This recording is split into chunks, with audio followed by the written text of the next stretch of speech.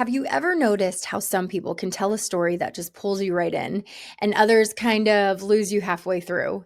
There is a real art to storytelling, and today we're learning from one of the best. We're kicking off a special 3-part series with Will Greenblatt of Outloud Speaker School, and he is a master of helping leaders turn their stories into their superpower. In part 1, we dive into Will's story and unpack why personal storytelling isn't just powerful, it's absolutely essential if you want people to remember you. So let's just say we didn't waste any time. We hit record and jumped right in. So pull up a seat, be a fly on the wall, and let's go.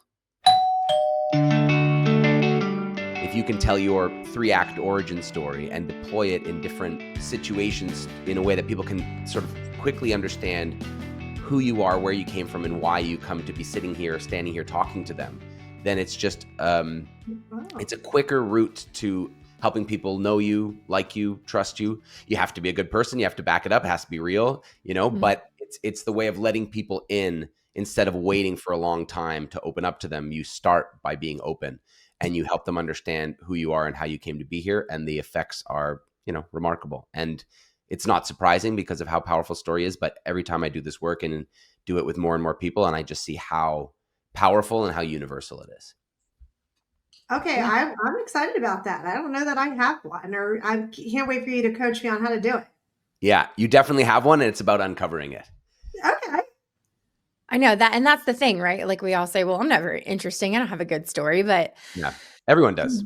We all have something we can dig out. And I think definitely as salespeople and as marketers, it just helps us to connect, right? To like have someone want you to win. If they know what you're all about, they're rooting for you more. So I'm excited to dive into this. I think just practicing on storytelling is important too, because there's so much pitching going on. Pitching, I do this, this is what we do better. Everybody's hearing pitches. But when you start telling stories, that's what people remember. They remember the story about you. They don't remember the pitch, unfortunately. Is that there's just so much pitching. It's noise. Yeah. Do you know Armchair Expert, the podcast? Oh, yeah. Yeah, they do a great job. They start filming and they just start chatting about what seems. Wait, is that Dax Shepard or Yep. And I'm watching Kristen Bell's series right now. Oh, nice. Yeah. On Netflix. Cool. Yeah. They do an amazing job. One of the best podcasts out there, I think. Okay. I should listen. I listen. I've tuned in a couple times here and there. I don't listen to it religiously well, but a lot of people talk about it. So I should listen more just for the sake of being strategic and listening to how they storytell and giving that some deeper thought.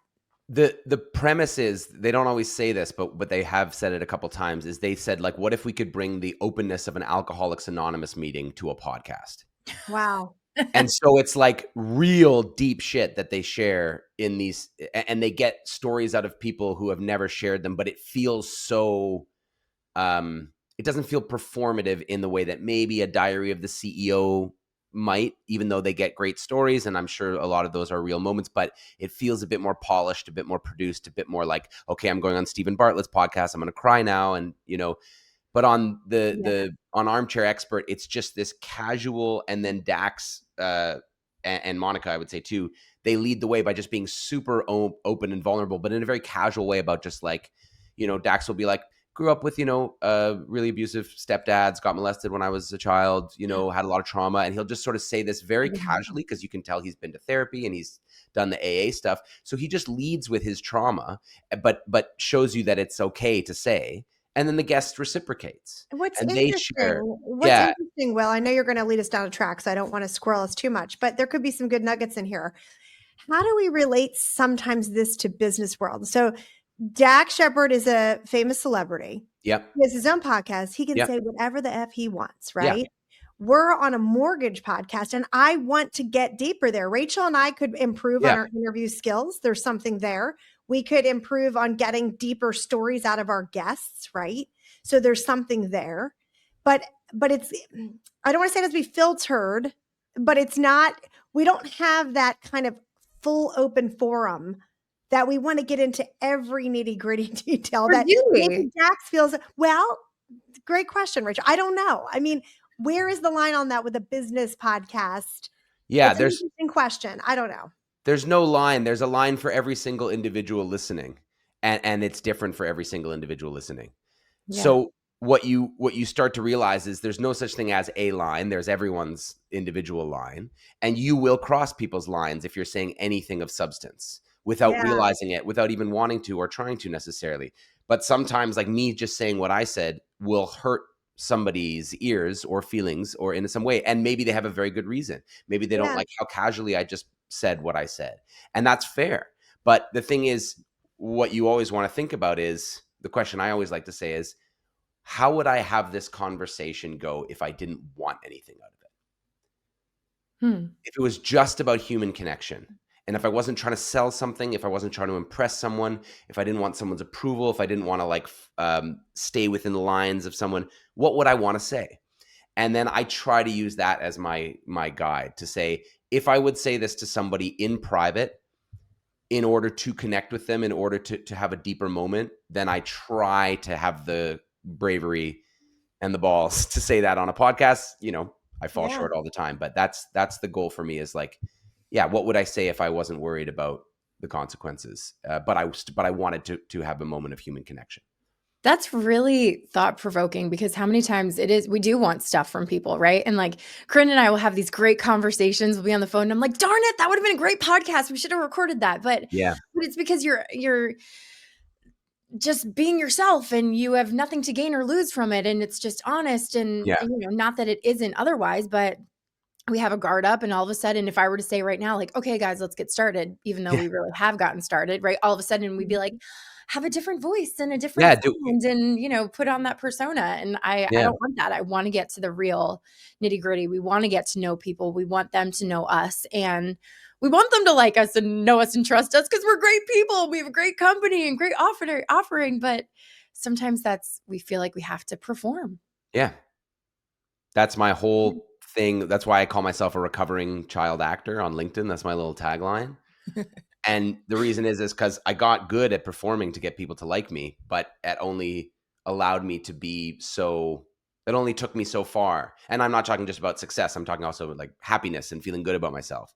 Like I could get cool people to think I was cool by performing, but I didn't feel good in myself. And I think ultimately I didn't build the kind of relationships or kind of career I wanted until I started going, okay, who am I really? What do I really believe? What do I really want to say? How do I not just agree with everything to go along?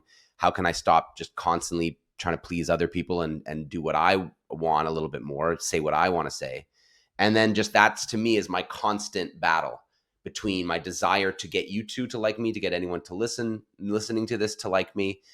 How can I switch the intention to be like, how do we say something interesting, valuable in the pursuit of truth, in the pursuit of like, you know, this human condition we're all trying to figure out?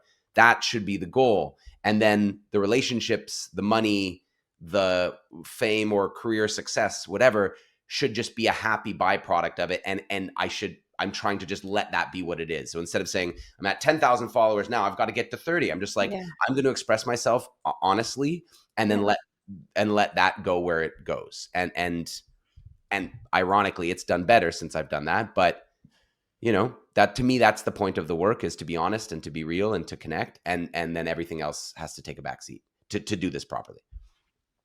I like Rather that. than like a dance for me clown. And you're like, oh, okay, I'll do my little performance and everyone likes me. But then you're like selling out. Yeah. Wait a second. What am I doing here? How do I feel when I get off stage? And, can I look back on this and be proud of it? Can I feel like I actually tried to do something interesting or was I just, shucking and jiving for money? Yeah. All right. So what are we doing here? What are we going to do? We're excited because this is, I feel like, a very different approach to, you know, a podcast. We jumped on and you were like, yeah, we'll do this coaching session. And then of course we always trying to kill two birds with one stone. I'm like, hey, let's make this a podcast and we will really put ourselves out there, Corinne. You don't even know what you signed up for, Corinne. It's a good idea. I'm excited. This is going to be like a different one than just having our interview questions. I feel like Will's going to lead us down a path here. I don't know where it's going. I kind of like it. I like it. Great. And you might not. There might be moments where you're like, I don't appreciate what Will is doing. But no, this is great. And I also think there's an advantage here because I do this on stage sometimes with people a lot. Actually, I'll get somebody to stand up and tell their story.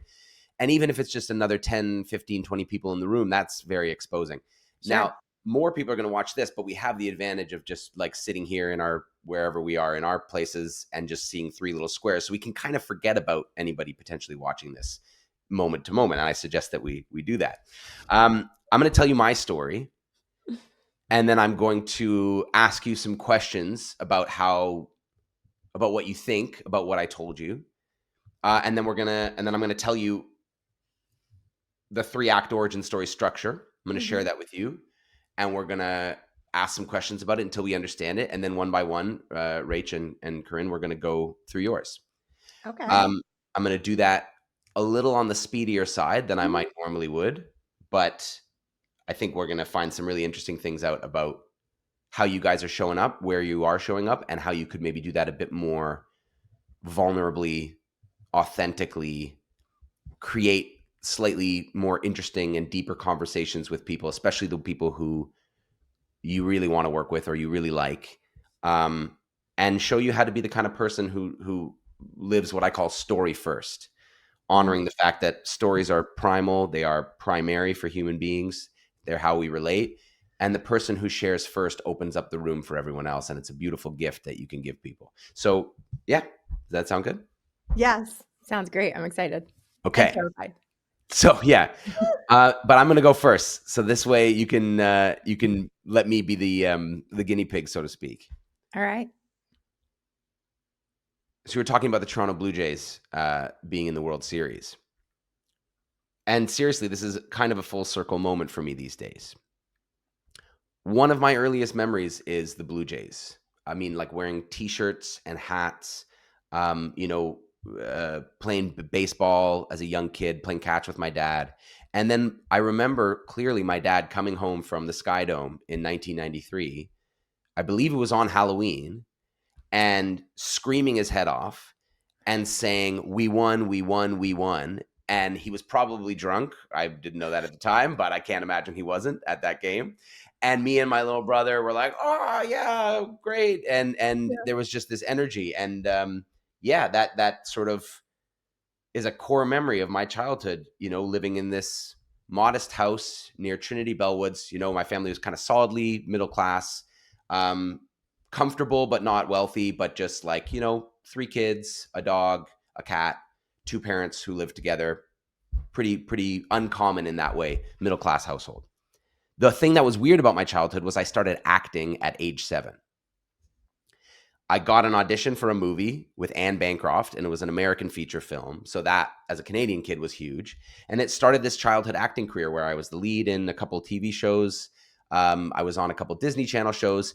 I wasn't famous, but I did enough to sort of always get auditions for things. My agent was quite well respected. So I basically had like a real career as a child and thought that, okay, I'm going to be an actor. This is my path is set. How lucky to know by like 12 years old what you're going to do. But of course, I didn't know. And a year before I graduated high school, my little brother Luke passed away in a accident. He was on a canoe trip while I was on my own canoe trip, and he drowned in the river through a series of unfortunate events, bad decisions potentially from the people who were working with him, but basically one of those things that you couldn't have known would happen. And obviously for us, it was a horrible shock. The way I dealt with that as a young man was to hang out with my friends as much as I could to try to like soak up something that wasn't the pain of my family, and also to do drugs and to drink alcohol and to smoke a lot of weed and to just try to, use that as a way to numb the pain. And then that just got more and more. And I think everybody was doing that around me, but I was definitely using it as sort of self-medication. When I went to theater school, I was in that bad sort of place, and it just wasn't a good environment for me because it was very emotional, very taxing. We had kids dropping out all over the place with eating disorders and mental health episodes. And so I really didn't thrive there. So when I graduated, I was like, I don't know what I need to do, but I got to stop whatever this is because this life sucks. So I got my teaching English certificate and traveled to Spain with a friend of mine to teach English. And I discovered I love teaching English. I could see people's like eyes lighting up when they understood something. And I was like, oh, I'm performing at the front of the room, but they're talking to me. It's a two-way thing all of a sudden. And that was awesome. And I realized that how much I liked that. But I was still with my friends. They had come to Spain with me. Another one of us joined us. I was still partying and doing drugs, and I was still performing to get people to like me, which had been a big theme of my childhood. I never felt good about who I really was. And then with those same friends, I went to China and became a co-founder of a startup, which was a mess, but it showed me that you could start your own business. So when I came back to Canada, trying to figure out what was next, but really still suffering, two great things happened. One of which is I finally got told to go to therapy by a doctor that I listened to. And then the other thing is I started my own public speaking and coaching business with an acting mentor of mine. And since then, I've been extremely lucky. I've got to speak in 6 different countries. I've done over 275 talks. I've worked with some huge companies like Google and Wayfair, Ericsson, Boston Dynamics, HMA Mortgage. And the more and more that I do this work, the more I realize what I believe to be true, which is that there is no greater asset to a human being than their story. And so if you share it, you give a gift to your audience, you give a gift to yourself by knowing yourself more deeply. And there are so many secondary amazing benefits to your career when you build those relationships with people, even strangers, parasocial relationships. And now I've got 2 kids and a dog and a wife, and I'm super thrilled about that. And it just reiterates my belief that everybody's just trying to have a life they love and feel good about themselves. And so I want to figure out how I can make a $1 million public speaking and coaching business and teach other people to do the same and spread this message of how important personal storytelling is. Wow. That was vulnerable. It was very good. Very good. And honest, though, and real. Any thoughts, Corinne, of what that experience was like, just sort of hearing that and what that did to you, what that made you think of me differently, anything? No, I don't think differently. I just think it's hard. My planny brain, you're going to have to shut down a little bit. Like, you had some interesting tidbits there as a child. You had a family tragedy that a lot of people can relate to, some type of tragedy or something that saddened them, a sickness, a family member, a death, right? And you related it to some down points of your life that happened after it and how it affected you. And then you pulled it into how it builds some experiences for you that have led you to the success you're now seeing. So you were very skilled in how you told the story, but it also had actual kind of climatic moments and transitions of chapter that really made sense. It was hard for me to not think about as I was listening to you. Well, what am I going to say? And I'm sure you've heard clients say this to you 100 times. Well, what am I going to say? I don't know that I have anything good like that. And that's probably where you'll help people, because as you said, everybody has something to say, but probably a struggle on getting it out of them. Right. Yeah. But you obviously, I was expecting it to be good, and it was good. Yeah. And, but those are some of the notables that I took out of it. And I don't know if that's on purpose or if that's just totally organic and how you're sharing it. It's right? Totally on purpose. Yeah. Yeah.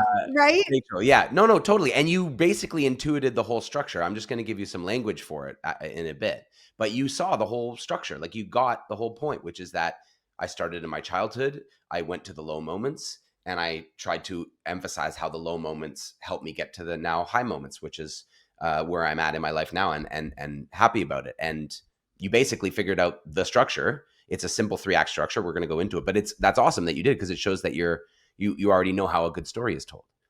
Yeah, Rachel, I just want to get your insights before we dive into the next part. Yeah, I mean, I think knowing this about you and hearing this, it it made me want to root for you a little bit more, like Sure. I wanted you to win. I want to work with you more. I want to see your business grow. I want to be invested in your, in the outcome. And then of course, same as Corinne, I was seeing myself in your story as well, finding points of relatability, whether it was, an early memory of being at a baseball game. I share that same memory of going to my first Phillies game with my uncle. And, I think we Sorry naturally about 93, by the way. Yeah. That moment was great. That time was great for me. Awful for a Phillies fan. I know. Yeah. But it's interesting. Like you do naturally. I think when someone tells a story, you put yourself in that story and find yourself like, oh, okay, what would I have done in that situation, or did I have something similar that happened to me? And I think naturally, that's why storytelling is such a great connector, because we find relatability in what you're saying or not. Yeah. Maybe somebody's really turned off by your story, but that's Yeah. okay, because we're not for everybody and everyone's They're not not your for us. people. So Yeah. that's okay. That's brilliant. I think you guys hit on most of the points that I often hear in workshops when I share this and then ask them, what do you think? How do you feel? The rooting for you thing is something that was a surprise to me when I started teaching this, but makes perfect sense. It's like, if you're watching a movie and they show you a person on the screen that you've never met, and you see that person as a child, and then you watch that person grow up, and then you see them go through some stuff and overcome it, you are rooting for them as this audience member. Yeah. And so it makes total sense that hearing somebody's life story told in a decent way and going back to childhood, I think is really important, not just as a tactic, but also just psychologically, and why so many stories go back to childhood, because that's what forms us, right? Like Yeah. you don't just exist as a 22-year-old and just, are a blank slate until you graduate university. Like all that shit pushes you in a certain direction, causes you to be who you are. So yeah, the rooting for you thing is really important. And it's so hard because when we're doing these things, I both have to sing the praises of this work and also try to caution against making it too strategic. Because if it is too strategic, then it rings really And it's hollow and gross. But if it's not respected, the craft of storytelling, if you don't respect it or know it enough, then you're just missing out on this incredible tool for human connection. So it's this delicate dance of like doing it well, but trying to also do it honestly. That's I do tricky. want to say one thing though, because I kind of just had a eureka moment where, you're watching a movie and there are characters that you just don't like. You're like, they better not win. Like they better not come out in the end. Like sometimes you like want that character to die off or whatever it is. And isn't that interesting? Like I'm sure people don't want us to die or see us fail, but when they don't really get us and they don't Yeah. really understand you, they might be kind of, I don't know, rooting against you. But when Yeah. they do know your story, it's not even that they're rooting for you, but it's like that negative side goes away too. Yes. If that's fair. People's contexts are really hard to. It's really hard to hate someone when you sort of feel like you get the full picture of them. Like Yeah. even somebody who really pisses you off, and then you meet Oh, somebody yeah. who knows them, and you go, that person's dad, like grew up in and out of jail, and their mom had a lot of problems, and you just start to hear that, you go, oh fuck. Oh, I can't hate them anymore. You get that feeling where you're like, damn it. I just wanted to hate them as like an adult with no childhood. And then you hear their childhood context and you're like, okay, this is Yes. my empathy is kicking in, and I start to understand that people have context. And even if I don't like somebody, I once I start to see them as a full human being with a story like, just like mine, if not the same, at least like me, they have a story, then it's harder to hate them. It's harder to ascribe negative motivations to the things they do. Yeah. So to me, that's the power of story. It's context. So if it's fake and if it's too strategic, then you're not actually providing real context, and you're just manipulating people. But if you honestly spend some time with yourself, and I advocate for therapy a lot, and I always say my work is not therapy, but story work of the kind that I do, I think is really, really helpful. So if you do the work with yourself to think back, why am I the way that I am? Why did I choose to do the things that I do? What really shaped me? How did that make me feel? Where do my values come from my life experience? Then you can just give people your context a little more easily and a little more freely and a little more quickly. And you build relationships just a bit faster and on a bit of a deeper level. I imagine this to be even more important now than ever because of automation, because of AI, because everything can be so easily duplicated. Like we're kind of losing a little bit of a lot of bit of ourselves in our Yeah. stories and our, our quirkiness. Everyone wants to be perfect and get it done fast, and I'm a product of that. Um, but I don't want to steal your thunder. I mean, do you see that? Oh yeah, I hate generative AI like with a deep passion, as you can probably guess. Mm. The process of like wrestling with the blank page or the blank mind, like in a speaking situation,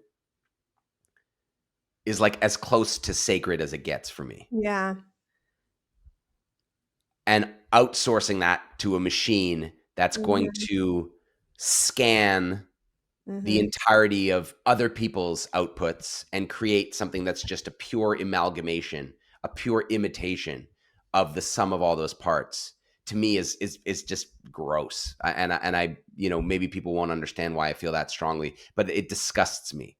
And I really think that those of us who are adults and who grew up lucky enough to have to struggle with the blank page and coming up with our own thoughts and ideas with no help, any of us who promote this to children or to anyone else as a cool tool for the future and as anything but like a real problem, I think are really insane, in that particular field. They're probably great people otherwise, but it's insane to me that any grown adult is saying, oh, use AI for writing.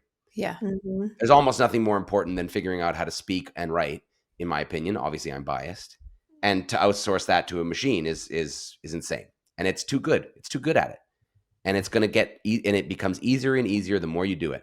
So I avoid it like Also the plague. also to have a real conversation, some younger people. So Yeah, much of commenting on the phones and texting and the Snapchatting and all the tools and how they communicate now is different than how we learned to communicate, 30, 40 years ago, depending on how old everybody is. But yeah, just sitting and having a conversation. You're not looking at anything. There's no devices. yeah. You're just sitting and having a conversation. That's it.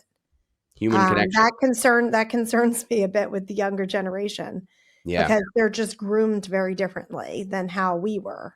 but the adults are going to lose it too. Like how many of us, Correct. how many of us Disagree. leave the house without our phones for the Mhm. GPS anymore? So it's like your faculties erode if you don't use them. So even though I grew up taking maps and printing out directions or taking a paper map, I don't do that anymore, and I'm worse at it. And that's going to be the same thing. Is the more you Mhm. use the generative AI to think of words for you, the less good you'll be at thinking of your own words. And thinking of your own words is just one of the most important things that you can do. And expressing that to another human being to say, hey, do you feel like this? I feel like this. Uh, Kazuo Ishiguo, I'm probably messing his name up, but he's the guy who wrote Remains of the Day and um, Clara and the Sun. And he had a great quote that I saw somebody share. Jay Akunzo shared this on LinkedIn. That storytelling is somebody going, hey, I feel this way. Do you understand how I feel? Do you feel this way too? And that's the magic of it. Mhm. When you read a writer's work and you're like, holy fuck, they said this thing that I thought I was the only person in history to ever feel. And that's the power. And if you take that away when you outsource writing to ChatGPT, because the AI cannot have a perspective because it has billions of perspectives. Yeah. So it cannot have a singular unique perspective, which is what a writer and an author has. So anyway, sorry, I've gone off on No, thank you. Thank you All for right. even, going that and being that passionate about it, because as parents, like it is a constant struggle just to get our yeah, kids away from screens. And, totally. when you have creative little humans, like this is just something that I think everyone needs to hear again and again and again Yeah, to just not take the easy way out. yeah, And we've all been guilty of that. Maybe not with like saying, hey, use this to write your paper. Um, I'm not even saying that, but just to get out of the box and put the screens down and go out and be weird and creative yeah, and be bored and come up yeah. with something, because that's where the Be stories bored. happen. And if that Yeah, doesn't happen, exactly. then you're Be not going to bored. be Let your here in 30 mind. years telling your story because you have none. Yeah, yeah, There. Of course, we're cutting the clip right where it gets good. Classic podcast move. But the crazy part is we're actually just getting started. Next week, we're going to dive into part 2 with Will Greenblatt, where he breaks down his 3-act origin story. You're not going to want to miss this because this is the secret sauce for adding structure, emotion, heart, everything good to your story so that people actually feel it. So don't miss next week. Mark your calendar and get ready to pick up right where we left off. Don't forget to like and subscribe, Lending Leadership. We'll catch you next time.